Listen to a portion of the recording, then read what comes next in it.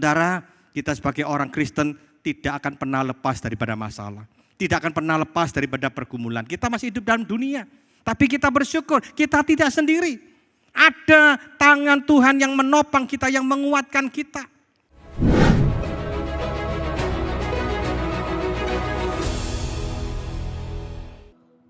Saya sungguh bersyukur, terima kasih untuk kesempatan yang diberikan. Kita boleh bersuka cita bersama malam hari ini. Kita merayakan hari kelahiran Tuhan Yesus dan kita akan bersama-sama belajar firman Tuhan. Firman Tuhan hari ini terambil dari dua bagian Alkitab. Sudah saya tayangkan di PowerPoint saya. Kita membaca yang pertama dari Injil Lukas pasal kedua.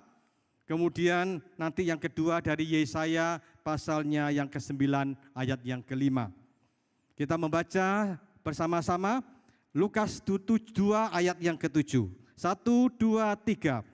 Dan ia melahirkan seorang anak laki-laki, anaknya yang sulung, lalu dibungkusnya dengan lampin dan dibaringkannya di dalam palungan, karena tidak ada tempat bagi mereka di rumah penginapan.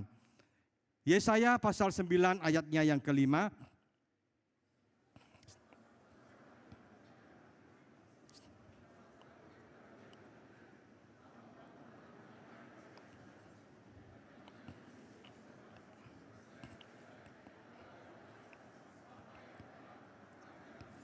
Sebab seorang anak telah lahir untuk kita, seorang putra telah diberikan untuk kita, lambang pemerintahan ada di atas bahunya, dan namanya disebutkan orang, Penasihat Ajaib, Allah yang perkasa, Bapa yang kekal, Raja Damai. Sampai demikian jauh pembacaan kita pada malam ini. Berbahagialah kita yang membaca, merenungkan, dan yang terpenting melakukan firman Tuhan di dalam hidup kita hari demi hari. Bapak, Ibu, dan saudara-saudara yang dikasihi oleh Tuhan, di dalam pembacaan kita tadi jelas pada waktu Yesus lahir, ternyata saudara-saudara apa yang terjadi? Mereka, orang tuanya yaitu Maria dan Yusuf kesulitan mencari tempat untuk melahirkan anaknya. Dan ternyata saudara dicari-cari tempat penginapan semua penuh dan akhirnya ada satu tempat, yaitu tempat ternak, tempat makanan ternak, tempat makanan domba. Dan ternyata disitulah bayi Yesus dilahirkan. Nah saudara-saudara, dari pengalaman peristiwa yang kita baca hari ini, kita melihat bahwa dunia seakan-akan mengabaikan dan melupakan kehadiran bayi Yesus di dalam dunia. Itu sebabnya pada malam ini tema kita adalah The Forgotten Messiah, Mesias yang dilupakan. Nah saudara-saudara yang dikasihi oleh Tuhan, sangat disayangkan sekali, padahal bayi yang lahir pada waktu itu yang tidak ada tempat, yang hanya lahir di kandang yang hina, di palungan tempat makanan ternak, ternyata ini adalah Mesias yang telah dinanti-nantikan oleh bangsa Israel. Karena mereka di dalam pembuangan, mereka begitu menderita, mereka menanti-nantikan. Dan ternyata Nabi Yesaya pun sudah menubuatkan akan lahirnya seorang Mesias yang mereka butuhkan. Tapi sayang sekali, waktu lama memang menunggu itu ratusan tahun. Ternyata ketika Yesus lahir, tidak ada seorang pun yang menduga, mengira, oh ini bayi yang dijanjikan, Mesias dijanjikan. Mereka seakan melupakan, padahal saudara, bayi yang lahir itu bukan bayi sembarangan, bukan bayi seperti bayi biasa yang lemah, yang tidak punya kekuatan, yang tidak memiliki kuasa apa-apa. Nah ternyata saudara, kalau kita membaca di dalam Yesaya 9 ayat 5, kita melihat bahwa ada nama yang disebutkan, nama yang diberikan, yang dijulukan kepada bayi Yesus. Dan ternyata nama itu bicara tentang apa karya bayi Yesus bagi setiap orang yang menerimanya. Yang pertama saudara-saudara dikatakan oleh Yesaya 9 ayat 5 bahwa Yesus itu adalah penasehat yang ajaib. Bapak, Ibu, dan saudara-saudara yang dikasihi oleh Tuhan, bayi Yesus adalah Mesias yang dijanjikan oleh Allah. Ternyata dia bukan sembarang bayi, dia adalah Wonderful Counselor. Saudara tahu istilah dalam bahasa Inggrisnya itu Wonderful Counselor, konselor yang ajaib. Nah saudara-saudara, mengapa Yesus itu dikatakan dia adalah konselor yang ajaib? Karena ternyata dia datang ke dalam dunia ini memberikan kekuatan dan penghiburan bagi manusia yang berbeban berat dengan permasalahan hidup yang semakin kompleks. Nah, saudara yang dikasihi oleh Tuhan, saya kira Yesus sangat dibutuhkan oleh orang-orang Yahudi waktu itu. Mereka begitu menderita, mengalami masalah, mereka dibuang, mereka sengsara, mereka menderita, mereka dijajah, mereka tidak punya posisi, mereka tidak punya hak dan sebagainya. Nah, saudara-saudara, dan itu sangat relevan di dalam kehidupan kita hari ini. Ternyata Yesus, dia adalah penasihat yang ajaib, konselor yang luar biasa. Saudara tahu seorang konselor itu tugasnya apa? Memberikan penghiburan. Ketika orang datang ada masalah, saya selain sebagai dosen di STT Aletia Lawang, saya juga ada seorang konselor. Saya melayani konseling keluarga yang bermasalah dan sebagainya. Nah, saudara, bedanya apa? Kalau saya sebagai konselor, saya ketika melayani ada jemaat yang punya masalah, keluarga yang punya masalah, saya hanya bisa mendoakan, memberikan nasihat. Tidak lebih daripada itu. Tetapi saudara-saudara yang menarik, Yesus ini dia adalah penasihat yang ajaib. Karena apa? Karena dia bukan hanya mau mendengar keluhan kita, mau mendengar pergumulan kita, tapi dia juga mau menanggung beban pergumulan kita. Nah, ini bedanya. Makanya dia dikatakan ada penasihat yang ajaib. Karena apa? Bukan hanya mendengar, bukan hanya berdoa, memberikan nasihat, tetapi dia mau menanggung. Kalau saya tidak, saudara. Saya kalau ada mahasiswa punya masalah, ngomong sama saya hanya bisa menasihati, mendoakan. Kalau ada jemaat punya masalah keluarga, masalah ini itu, saya hanya bisa memberikan nasihat, mendoakan. Saya tidak bisa menanggung. Karena apa? Kalau saya menanggung mereka, saya sendiri akan stres. Saya sendiri akan berantakan hidup saya. Karena apa? Saya tidak akan tahan. Tapi luar biasa, kita makanya bersyukur ya. Yesus yang dilupakan pada waktu kelahirannya 2000 tahun yang lalu, ternyata dia sangat kita butuhkan, relevan bagi kita. Apalagi saat ini kita hidup dalam dunia yang penuh pergumulan. Saya percaya di antara saudara yang hari ini datang, saudara mungkin masih bisa tersenyum, tertawa, tapi itu hanya sementara ya.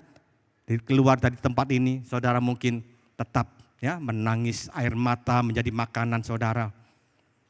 Saudara mungkin bisa tersenyum di dalam tangisan dan menangis di dalam senyuman. Karena apa? Karena masalah begitu pelik.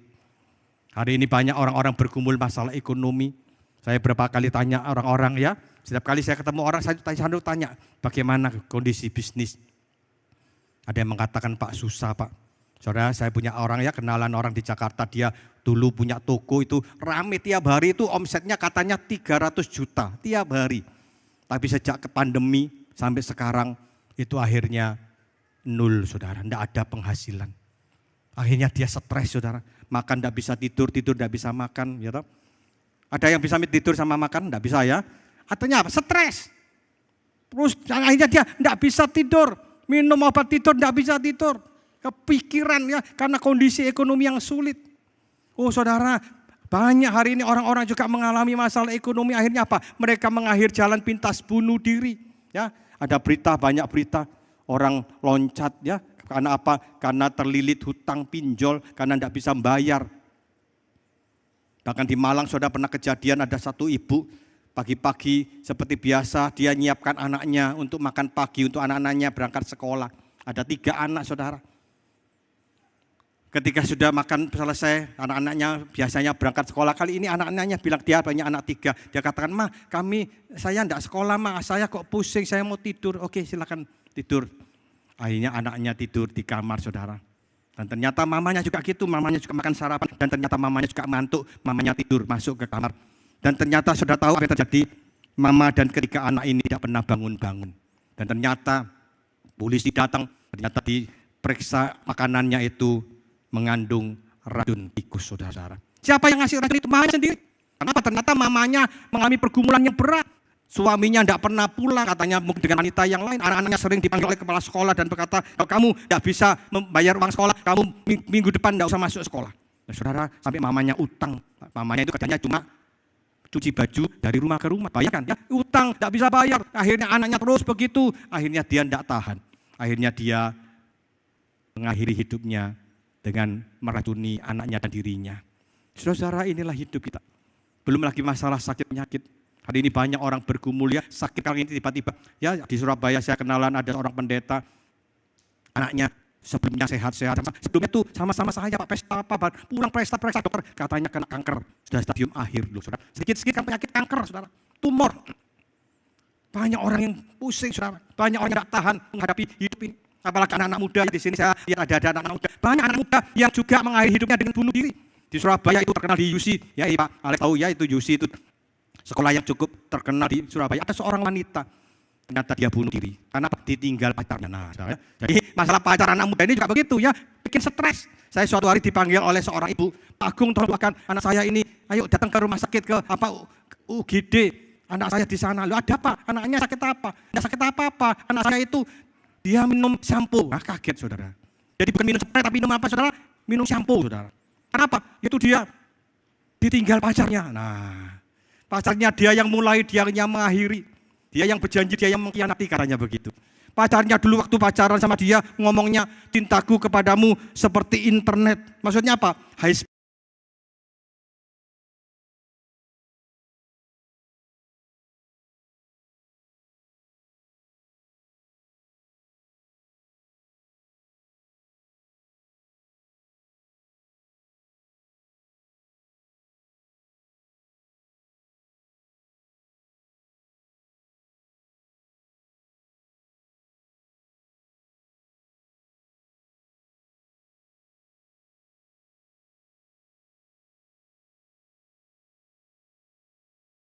speed and unlimited. Ternyata ada wanita lain lebih cantik, ditinggal anak saya. Wah, anak saya kelepek-kelepek minum shampoo. Nah Bapak Ibu dan Saudara-saudara yang dikasihi oleh Tuhan, hari ini kita hidup dalam dunia yang serba sulit.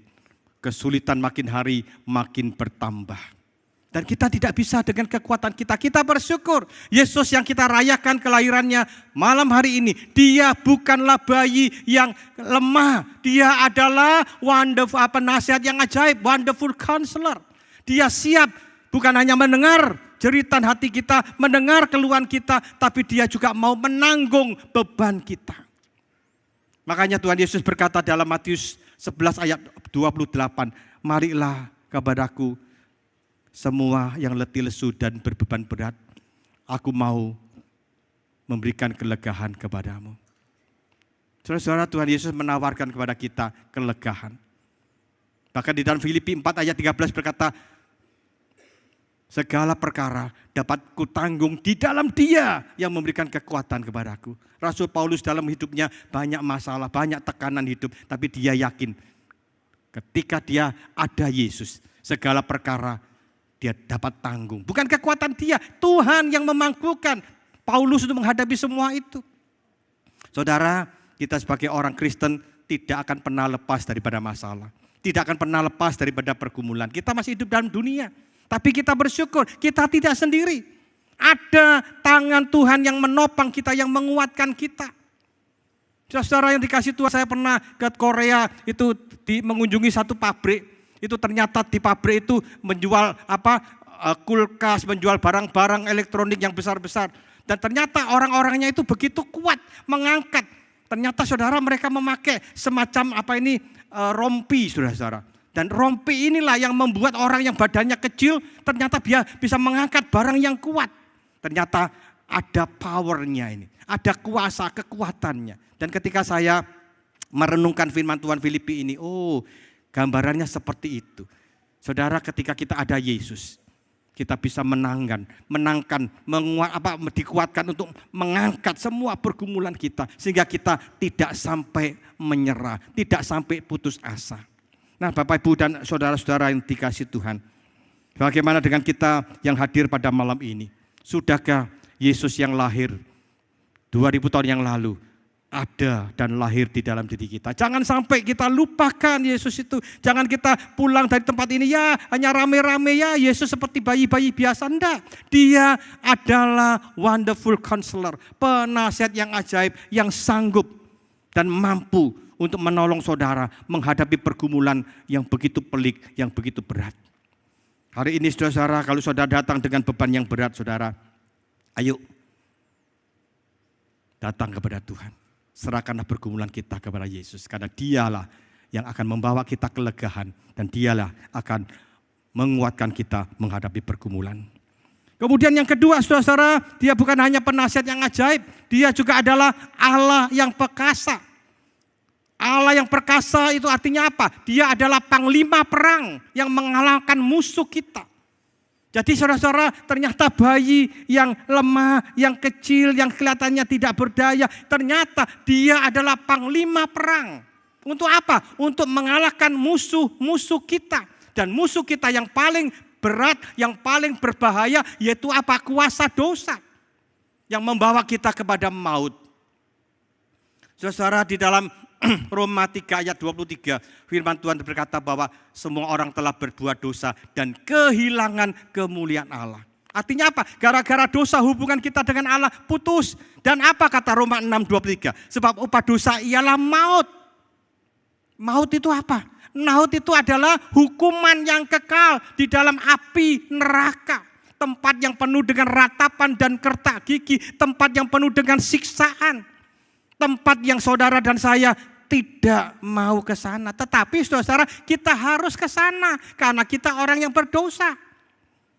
Kita harus masuk di dalam penderitaan yang tidak ada henti-hentinya. Dan saya percaya kita sebenarnya tidak mau masuk. Tetapi kadang-kadang saudara, ada orang-orang ya, ada anak-anak muda, kadang-kadang bintang film, artis-artis itu mereka bergurau. Kalau kamu nanti meninggal mau masuk mana? Oh, aku mau masuk neraka aja.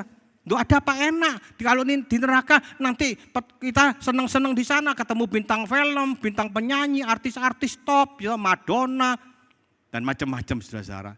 Nah, saudara-saudara, apakah seperti itu? Enggak. Neraka itu tempat yang mengerikan. Ada satu lelucon ini berbicara tentang Steve Jobs. Saudara tahu Steve Jobs? Dia itu penemu Apple, kalau saudara memakai komputer ya, pakai Apple, iPhone, iPad dan sebagainya. Steve Jobs itu dia salah satu penemu Apple dan dia sudah meninggal. Nah, saudara diceritakan ini dalam lelucon itu ya, karena dia sudah meninggal, dia ketemu sama Tuhan. Lalu Tuhan berkata, "Hai Steve Jobs, kamu sudah berjasa kepada manusia, kamu menemukan Apple, komputer yang luar biasa. Oke, sekarang aku kasih kesempatan kamu milih, kamu mau masuk neraka atau masuk surga. Kamu survei dulu." Oh, oke, terima kasih Tuhan. Nah, saudara, dia mulai survei. Pertama dari jauh dia survei surga, saudara. Dia lihat di surga itu orang-orang pakai jubah putih semua, nyanyi, ya, ibadah. Kok gitu-gitu tok ya, kelihatannya membosankan, boring. Nah, akhirnya dia pindah, saudara. Dia masuk ya, dia lihat dari jauh, lihat neraka. Oh, ternyata betul neraka itu seperti yang katanya orang-orang, wah di situ ada pesta pora, dansa-dansi, wah ada orang-orang terkenal, ada bintang film, waduh kok kelihatannya fun di situ, menyenangkan. Nah, akhirnya saudara, dia datang kepada Tuhan, dia katakan, "Tuhan, aku sudah survei, aku sudah mengambil satu keputusan, aku mau masuk neraka." Tuhan tanya, "Loh, kamu sudah lihat betul, kamu enggak nyesel nanti?" "Enggak Tuhan." Oke. Akhirnya saudara, sama Tuhan dimasukkan ke neraka, dia kaget. Ternyata yang dia lihat tadi itu rame-rame pesta pora, enggak ada. Ternyata yang ada itu apa? Seperti di dalam Alkitab, ada ratapan dan kertak gigi, ada penderitaan, ada siksaan yang mengerikan. Wah, dia protes sama Tuhan, katakan, "Tuhan, yang aku lihat tadi kok enggak sama dengan sekarang ini, kok enggak sama sekali, beda sekali." Wah, Tuhan bilang sama dia, "Lu Steve Jobs, kamu itu kok enggak ngerti, kamu kan orang komputer. Yang kamu tadi lihat itu hanya screensaver." Tahu ya screensaver ya, bukan aslinya. Kalau sudah pakai komputer kan gitu ya. Kadang kalau enggak lama enggak dipakai kan keluar screensavernya ya. Tapi aslinya kan enggak begitu, ketika mau saudara goyang, aslinya enggak begitu. Surga neraka itu tidak seperti yang kita lihat di screensaver yang menarik, enggak, tempat dengan penderitaan yang luar biasa. Saudara, kita sedang menuju ke sana. Tetapi Roma 6:23 tidak berhenti di situ. Sebab upah dosa ialah maut, tetapi apa saudara? Kasih karunia Allah di dalam Yesus Kristus. Saudara, ada kasih karunia di dalam Yesus Kristus. Bayi yang lahir, yang kecil, yang tidak berdaya, ternyata dia mampu mengalahkan kuasa dosa. Dan akhirnya melepaskan kita dari maut, melepaskan kita dari kuasa dosa lewat apa? Lewat kematiannya. di atas kayu salib. Saudara jangan lupa ya, Yesus datang ke dalam dunia lahir bukan hanya sekedar untuk dirayakan kelahirannya seperti kita merayakan hari ini. Jangan, bukan berarti di situ. Tapi Yesus turun dari surga, lahir di kandang, dan akhirnya dia naik ke Bukit Golgota. Untuk apa? Untuk dipaku, untuk dicambuk, untuk dimahkotai duri. Untuk apa? Untuk mati bagi saudara dan saya. Ia gantikan kita. Kita yang harusnya binasa masuk neraka. Tetapi Tuhan gantikan kita. Kita yang harusnya dihukum, Tuhan yang dihukum. Nah saudara-saudara yang dikasihi oleh Tuhan. Melalui penggantiannya. 1 Petrus 2 ayat 24 dikatakan bahwa ia sendiri telah memikul dosa kita di atas tubuhnya di kayu salib. Supaya barang siapa yang mati terhadap dosa hidup oleh benaran karena bilur-bilurnya engkau menjadi sembuh. Saudara, Yesus menggantikan kita di atas kayu salib. Luar biasa. Ada seorang ibu di Tiongkok punya seorang anak muda bergaul dari teman-temannya tidak karu-karuan. Berapa kali dia ditangkap polisi karena melakukan kejahatan, dihukum. Tapi mamanya minta tolong Pak Jaksa, Pak Hakim, ini anak saya satu-satunya kalau di penjara gimana? Oke ibu, oke. Karena ibu ini ya sudah tua. Akhirnya berapa kali saudara dikeluar masuk lagi, keluar lagi masuk. Tidak kapok-kapok. Sampai suatu ketika anak ini melakukan kejahatan yang lebih berat. Dia bukan hanya merampok, tetapi dia juga memperkosa seorang wanita dan membunuh. Wah saudara, akhirnya dia ditangkap lagi, dihakimi. Dan kali ini hakim katakan, kamu sudah berapa kali, kamu kok tidak kapok-kapok. Kamu harus dihukum mati, kamu akan digantung pada tanggal ini, di lapangan ini. Wah saudara, mamanya yang duduk di situ nangis teriak-teriak, Pak Hakim tolong. Kalau anak saya nanti dihukum mati, nanti saya ikut siapa, saya makan gimana? Maaf ibu, kali ini saya tidak bisa. Berapa kali anak ibu sudah dikasih kesempatan, tidak bertobat, tidak berubah, tidak kapok-kapok. Akhirnya saudara diketok, sudah. Akhirnya pada harinya semua orang kumpul di lapangan saudara. Untuk apa? Untuk melihat eksekusi daripada pemuda yang jahat ini. Akhirnya saudara di situ di tengah-tengah ada lapangan ya, ada tempat yang tinggi menjulang, ada semacam menara di situ, di atasnya itu ada lonceng dan ternyata ada tali yang menjulur ke bawah dan ada seorang yang tugasnya menarik tali. Hakimnya ada di situ, ada algojonya di situ. Dan ketika hakimnya nanti lihat jamnya, sudah pas jamnya, silakan tarik tali. Ketika talinya ditarik, maka algojo itu akan menggantung pemuda ini. Nah saudara, semua orang menunggu di lapangan dan tepat pas jamnya akhirnya ditarik. Ternyata berat saudara, biasanya enteng mungkin karena kena hujan ini ya. Karena di sini kan sering hujan ya, mungkin karatan di sini akhirnya ditarik, dia tidak bisa. Akhirnya dia minta tolong algojo, tolong saya, ini kok berat ya. Akhirnya 2 orang narik saudara, 1, 2, 3 ditarik. Waduh, akhirnya dengan kuatnya, akhirnya betul saudara, bunyi teng. Tapi bersamaan dengan bunyi lonceng, ada benda yang terlempar dari atas jatuh ke bawah. Hakimnya bilang sama algojo, sebentar, jangan dihukum dulu, ini apa ini? Ternyata saudara, yang terlempar itu adalah tubuh seorang ibu yang tua. Dan ternyata maaf ya ini, lehernya terkoyak. Ibu ini ternyata malam-malam kemarin naik ke atas, ya. Ketika ditarik tadi dia tahan, 1 orang tidak kuat, ya. Ibu ini dengan kekuatan tenaganya, maka 1 orang tidak kuat, makanya 2 orang akhirnya kalah. Ibu ini akhirnya dia terpelanting dan meninggal dunia. Dan ketika hakimnya melihat, ternyata itu mama daripada pemuda ini. Lalu dia bilang sama pemuda, hai pemuda, harusnya kamu hari ini yang mati. Tapi mamamu sudah gantikan kamu. Kamu bebas. Saudara, itulah yang dilakukan Yesus. Yesus yang kecil, yang kita rayakan, yang dilupakan oleh bangsa Israel ketika Yesus lahir.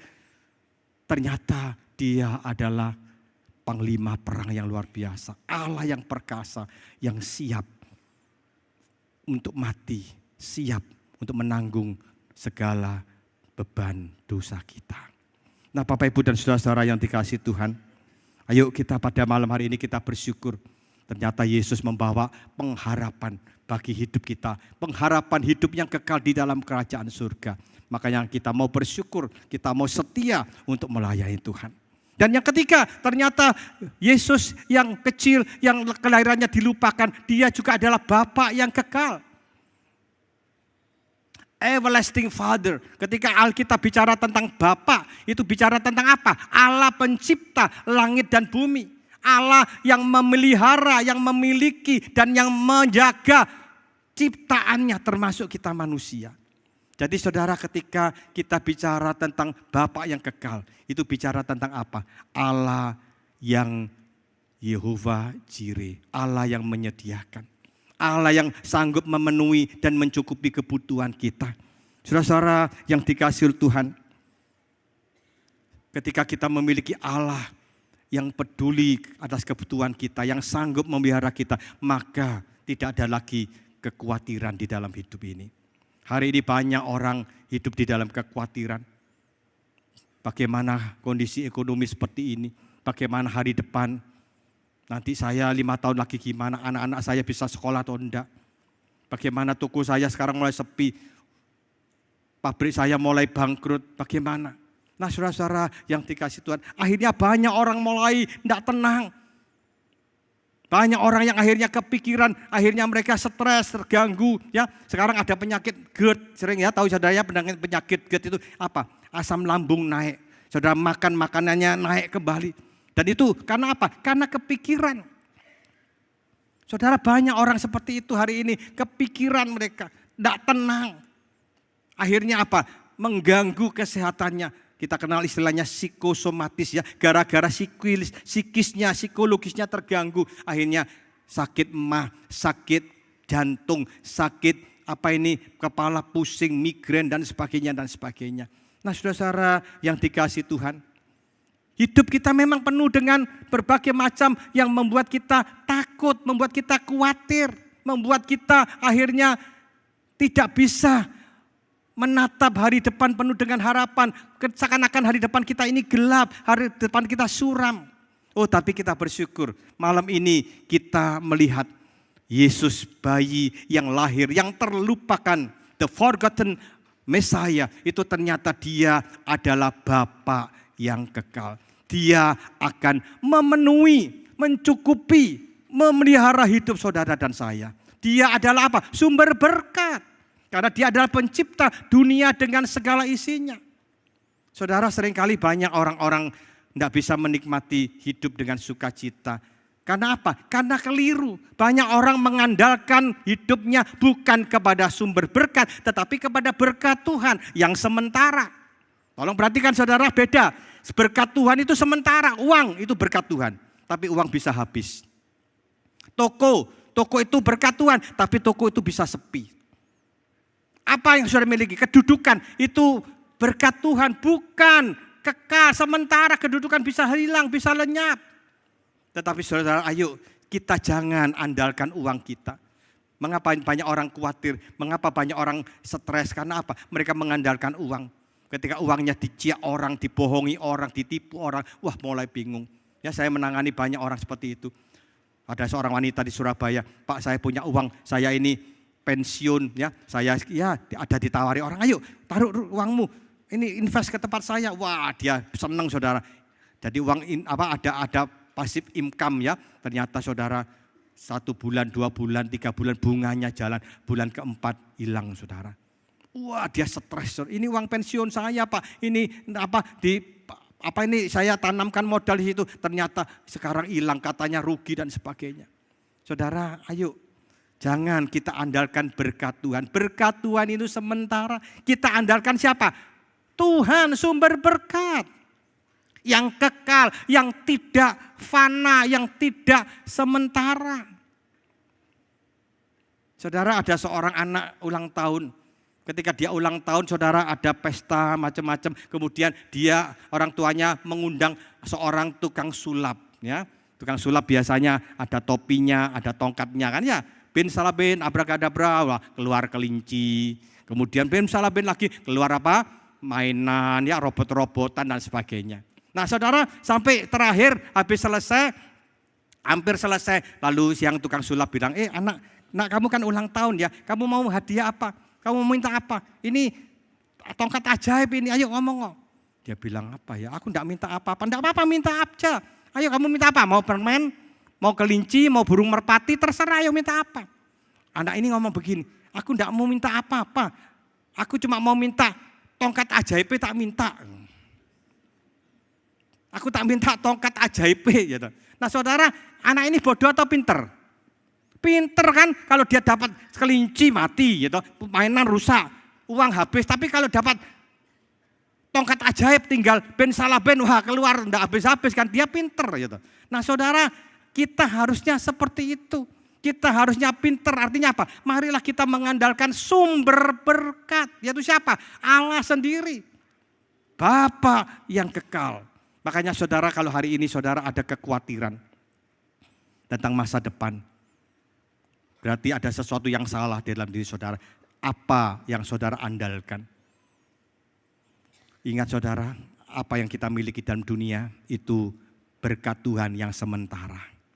Tidak bisa kita andalkan. Ayo kita andalkan si pemberi berkat, sumber berkat, yaitu Allah sendiri di dalam Yesus Kristus. Bapak, Ibu, dan saudara-saudara, makanya Tuhan Yesus berkata, janganlah kita khawatir ya tentang apapun juga. Bapakmu yang di surga tahu apa yang kamu butuhkan. Perhatikan itu, burung-burung aja Tuhan pelihara, apalagi kamu. Itu lihat itu bunga-bunga yang ada di padang, Tuhan dandani begitu luar biasa, apalagi kamu anak-anaknya. Ayo saudara, malam hari ini, kalau saudara hari ini ada kekhawatiran, ayo kita mau datang. Datang kepada siapa? Kepada Yesus. Bayi Yesus, dia adalah Bapa yang kekal. Sehingga kita boleh dijamin hari depan kita. Tuhan punya rancangan yang indah, bukan rancangan kecelakaan, tapi rancangan hari depan yang penuh dengan harapan. Amin saudara. Ayo kita jadikan Yesus sebagai Bapa yang kekal. Dan yang terakhir saudara-saudara, dia juga adalah Raja Damai. Jadi bayi Yesus itu dia ternyata adalah the Prince of Peace, Raja Damai. Yang membawa apa? Yang membawa perdamaian di dalam dunia ini. Kita hidup dalam dunia yang penuh dengan kebencian, yang penuh dengan permusuhan. Di Timur Tengah, Israel tadinya dengan Hamas, lalu kemudian dengan Hizbullah, kemudian dengan sekarang ini dengan Yaman. Wah, banyak saudara. Berapa orang yang meninggal dunia di sana? Rusia dengan Ukraina, dan sekarang Soviet itu dibantu oleh orang-orang Korea Utara. Wah, Amerika tidak mau kalah juga membantu. Dan Korea Utara itu paling orangnya paling aneh-aneh dan ngawur ya. Katanya nanti mungkin dia akan mengeluarkan nuklir. Wah, itu ngeri saudara. Inilah dunia kita, penuh dengan kebencian, permusuhan. Tidak ada damai. Apalagi saudara juga di dalam kehidupan negara demi negara. Ya, di Indonesia juga begitu, tiap hari penuh dengan kebencian. Kalau saudara mengikuti medsos, ngeri saudara. Menjatuhkan, menjelekkan. Ya, pemimpin-pemimpin kita, orang yang tidak suka, jelekkan.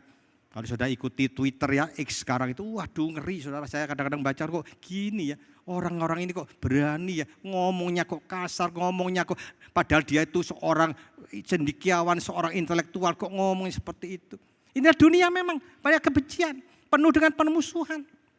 Bahkan di tengah-tengah keluarga hari ini saudara, banyak keluarga yang tidak harmonis, penuh dengan konflik. Tiap hari sapu terbang. Tiap hari sepatu terbang, sapu terbang, macam-macam terbang saudara. Rumah kayak kebun binatang. Kalau manggil suaminya itu bukan Pak atau monyet gitu. Satunya babi, monyet sama babi di rumah saudara. Banyak begitu. Enggak rukun saudara. Suami istri kumpul satu rumah seperti film bisu, enggak mau saling bicara. Ada seorang ibu bilang, Pak saya ini sudah 3 tahun enggak ngomong sama suami saya. 3 tahun. Tuh kalau mau ngomong gimana? Saya pakai anak saya dipanggilannya. Nyok sini yuk. Ya bilang sama Mama, Papa mau pergi. Mama, bilang Papa pergi mana? Papa pergi mana? Wah, jadi anaknya mondar-mandir saudara. Terjadi seperti itu. Ini aneh. Banyak keluarga Kristen saya katakan itu enggak ngomong. Enggak mau saling melihat. Lihat pasangannya itu kayak lihat momok saudara. Betul. Padahal istrinya cantik kayak Agnes Monica. Tapi di hadapan suaminya kayak mak lampir, saudara. Wah, benci sekali, enggak suka. Saudara, ini banyak terjadi. Suami istri tidak harmonis. Akhirnya banyak perselingkuhan. Banyak suami tidak betah di rumah. Gara-gara apa? Istrinya cerewet. Omongannya, saudara, seringkali banyak suami berselingkuh gara-gara alasannya apa? Istrinya cerewet. Jadi ibu-ibu di sini hati-hati ya. Kalau ingin suaminya betah di rumah jangan cerewet. Komunikasi boleh, kalau ada apa-apa ngomong harus, tapi jangan cerewet. Apa bedanya cerewet sama komunikasi? Kalau komunikasi bahasa yang dipakai baik-baik. Kalau cerewet, ngomongnya kasar, menyakitkan. Sampai ada seorang bapak, ada satu cerita ya, ada seorang suami punya istri pagi-pagi sampai malam cerewet, tidak pernah berhenti-berhenti, saudara. Sampai suatu hari pagi-pagi bangun tidur cerewet lagi, suaminya jengkel, langsung diikat, saudara, istrinya, dimasukkan ember, timba, diturunkan ke sumur yang sudah kering, tidak ada airnya. Biar pikir nanti sore diangkat pasti sudah berubah kapok. Nah, saudara, sore-sore diangkat, ternyata istrinya hilang. Yang ada sekarang seorang bapak tua, hitam, brewoken, brengosen, jenggoten. Itu ditanya sama orang laki-laki suaminya ini. Loh, bapak ini siapa? Aku jin penunggu sumur. Loh, bapak kok keluar? Aku 100 tahun di sumur tidak pernah keluar. Hari ini aku tidak tahan sama istrimu. Loh, saudara, sampai jin aja tidak tahan loh sama istrinya, saudara. Padahal 100 tahun sudah di sumur karena cerewetnya ya. Hati-hati ibu-ibu ya. Jangan ya, kita belajar supaya suamimu betah di rumah. Ayo belajar memberikan perhatian. Ngomongnya yang manis itu. Banyak akhirnya suami itu berselingkuh karena apa? Tidak tahan. Ada seorang suami dia berselingkuh, dia ditanya dia ngomong sama Pak Pendeta, aku berdosa, aku sudah berselingkuh. Loh, selingkuhanmu lebih cantik mana sama istrimu? Ya cantikan istri saya, tapi kok berselingkuh? Aduh Pak, mulutnya manis Pak. Kalau ketemu saya, selingkuhan saya manggil saya darling. Istrimu manggil kamu maling loh, saudara.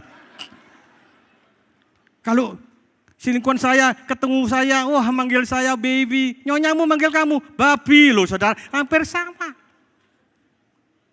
Aku Pak, sudah enggak betah di rumah kalau ketemu sama selingkuhan saya, manggil saya sweetheart, nyanyamu manggil kamu suike, saudara. Hampir sama tapi beda. Makanya banyak suami tidak betah di rumah. Ayo ibu-ibu ya, supaya rumah tangga kita ada damai. Ayo kita belajar ucapkan kata-kata yang sedap didengar ya. Jangan sampai saudara ada seorang menikah baru 3 bulan tidak betah. Sering keluar, ya sering lembur, tidak pulang-pulang dan sebagainya. Ditanya sama teman-temannya, ada apa kamu kok tidak tahan di rumah? Waduh, istriku berubah, tidak cantik ya? Cantik. Apa yang berubah? Mulutnya rusak katanya. Loh, maksudnya gimana? Dia cerita. Saya dulu kalau pacaran Pak sama pengantin baru katanya, kalau saya pulang bel tintin, anjing saya menggonggong, istri buka pintu, waduh papa datang sayang, darling dulu gitu. Sekarang enggak, aku buka pintu, aku bel tintin, anjingku buka pintu, istriku menggonggong, katanya terbalik saudara. Sampai enggak tahan ya. Saudara, itulah. Nah sama juga, tolong perhatikan ini saya ngomong ibu-ibu, istri juga bapak-bapak seringkali banyak istri-istri itu akhirnya marah, jengkel. Itu jangan disalahkan juga, kadang-kadang suami tidak ada perhatian. Tolong perhatikan itu suami jangan hanya mengharap istrinya manis mulutnya, tapi kita seringkali ada enggak perhatian, ada enggak pujian. Misalnya istrinya itu masak. Ya, contohnya yang sederhana saya katakan, istri itu kadang-kadang ada yang ngomong gini, Pak saya ini kalau tidur malam itu mimpinya menu Pak. Ya. Maksudnya apa? Saya besok mikirnya masak apa? Karena istri suami saya itu cerewet Pak, mintanya makan pagi, siang, malam beda, enggak apa-apa. Saya berikan yang terbaik, tapi enggak pernah dipuji Pak. Salah tok Pak, saya makan, waduh kamu masak nasi goreng enggak kayak mamaku. Kamu masak capcay enggak kayak mamaku. Kamu masak puyung hendak kayak mamaku, lama-lama kamu kawin sama mamamu sendiri. Jengkel ya, ayo bapak-bapak belajar ya, sekali-kali lah ya ada istrinya masak, dibilang aduh mama masakannya hari ini haujak sencing ping ya, gitu. Enak gila kan gitu kan ya, wah seneng saudara ya. Jadi tolong diperhatikan itu. Ada suatu hari bapak habis dengar ya, seorang bapak habis dengar khotbah saya, langsung pagi-pagi ada makanan. Wah, langsung dia ngomong sama istrinya, "Ma, masakannya haujek, Ma."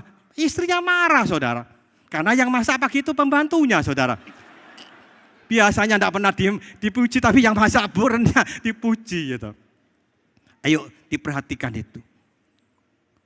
Kalau saudara bisa memuji itu, oh, aman satu hari, saudara. Betul ya. Istri tidak akan cari gara-gara. Perhatian penampilannya ketika dia harusnya istri cantik itu tampil untuk siapa? Istri cantik itu harusnya untuk suami. Tapi seringkali kan tidak kan ya. Kalau di rumah ada sudah hewes-hewes, saudara. Ya, kalau ke mall, wah pakai baju cantik, minyak wangi. Kayak di rumah pakai baby doll, ya toh, minyak jelantah, ya toh.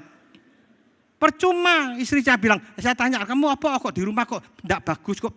Percuma Pak, saya cantik sama suami saya tidak pernah diperhatikan Pak. Saya malah suatu hari pakai make up apa di malah, "Mah, kamu jangan pakai make up kayak dakocan, kamu kurang ajar," saudara. Bo ya dipuji ya, sekali-sekali ketemu istrinya bilang, "Aduh Mama, hari ini you look wonderful tonight." Ya, kamu cantik, kamu Mama henmeli.